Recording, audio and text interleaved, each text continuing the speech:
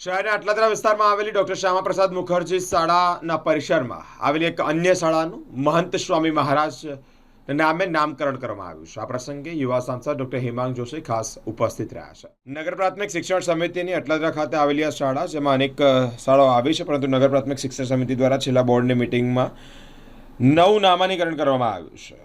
આ school BAPS સ્વામીના મંદિરની બાજુમાં આવેલી છે, જેને લઈને આ સ્કૂલનું નિર્માણ થવા જઈ રહ્યું। આ પરિસરનું નવું નામ એટલે મહંત સ્વામી મહારાજ નામ આપવામાં આવ્યું છે। આ પ્રસંગે સાંસદ ડોક્ટર હેમાંગ જોશી ઉપસ્થિત રહ્યા છે। વધુમાં નવી બિલ્ડિંગના ઉદ્ઘાટન જ્યારે કરવામાં આવ્યું ત્યારે સાંસદ ડોક્ટર હેમાંગ જોશીએ પોતે ટીચર બની મહેમાનોને ક્લાસરૂમમાં બેન્ચીસ પર બેસાડી ટીચર બની અને અભ્યાસ પણ કરાવ્યો છે અને જૂની યાદો તાજી પણ કરાવી છે।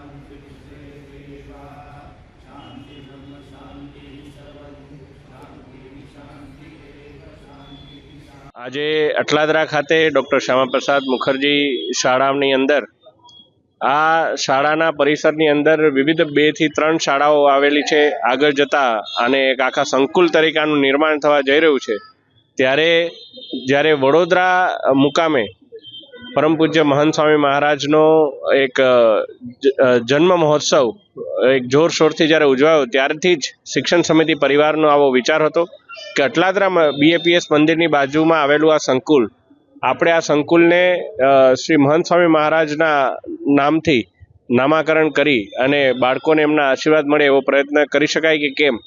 મને આપને જણાવતા આનંદ થાય છે કે ગઈકાલે જ્યારે શિક્ષણ સમિતિની આ બોર્ડની છેલ્લી સામાન્ય સભા જ્યારે મળી, ત્યારે સૌએ સર્વાનુમતે આ નિર્ણય કરી અને આ સમગ્ર પરિસરનું નામ એ મહંત સ્વામી મહારાજના નામ પર રાખવામાં એમણે નિર્ણય કર્યો છે, ઠરાવ કર્યો છે। ત્યારે આજે આ નામાભિધાન કાર્યક્રમમાં આપણા અટલાદરા મંદિરના પરમ પૂજ્ય કોઠારી સ્વામી, પરમ પૂજ્ય જ્ઞાનસ્થલ સ્વામી અને તમામ શાળા પરિવાર ઉપસ્થિત રહી અને આ નામકરણનું આજે અહીંયા શરૂઆત કરવા જઈ રહ્યા છે। ત્યારે આવા સુંદર અને ખૂબ સારા નિર્ણય માટે હું નગર પ્રાથમિક શિક્ષણ સમિતિના માન્ય અધ્યક્ષશ્રી, માન્ય ઉપાધ્યક્ષશ્રી અને શાસનાધિકારીશ્રી અને તમામ સભ્યશ્રીઓને અભિનંદન પણ આપું છું અને આભાર પણ માનું છું।